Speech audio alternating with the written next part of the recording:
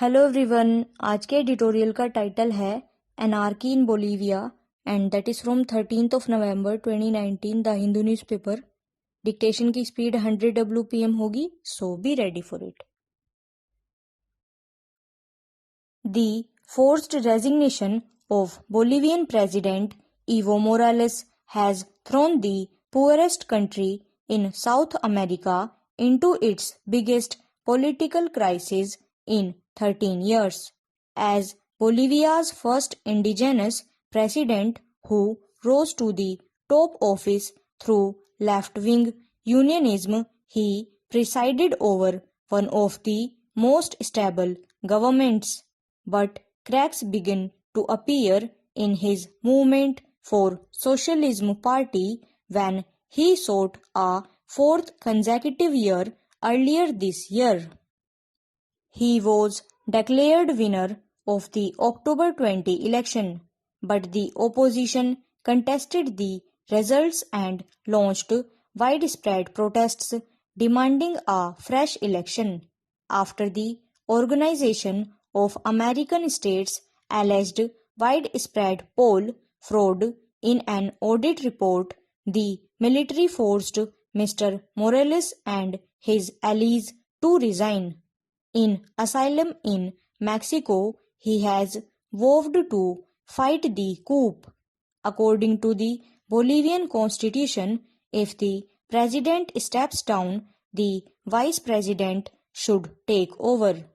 The heads of the Senate and Chamber of Deputies are the other leaders in the hierarchy who could assume acting presidency. But in this case, all four officials, all socialists, have resigned, and it has left a vacuum which the military could exploit. Mr. Morales came to power in 2006, riding South America's so-called pink tide and promising economic development and equitable wealth distribution. Under his fairly good track record, Bolivia has seen a drop in extreme poverty from 33% of the population in 2006 to 15% last year. His government also stepped up public investments, opened more schools and health clinics. The economy has also seen a steady growth rate. Mr. Morales made some major political mistakes as well. Primarily, he failed to bring up a second-rung leadership in the movement for socialism to whom he could pass the baton of his 21st century socialist revolution.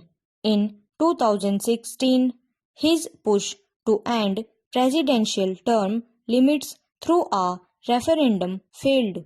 He then said he accepted the verdict, but later a constitutional court lifted the term limits, allowing the president to seek re-election. This had galvanized the opposition, which claimed that the president's electoral participation itself was unconstitutional. This was followed by allegations of electoral fraud, which further weakened him. Facing protests, Mr. Morales had offered another election that should have been the way forward. A free and fair election being held under the supervision of international electoral monitors would have allowed the Bolivians to choose their legitimate leader. But the violent protesters who insisted on Mr. Morales' resignation, the police forces who rebelled against the government, and finally the generals who forced the president to go all destroyed the possibility of a peaceful transition. They threw Bolivia into anarchy and chaos, and more violence could be awaiting the country.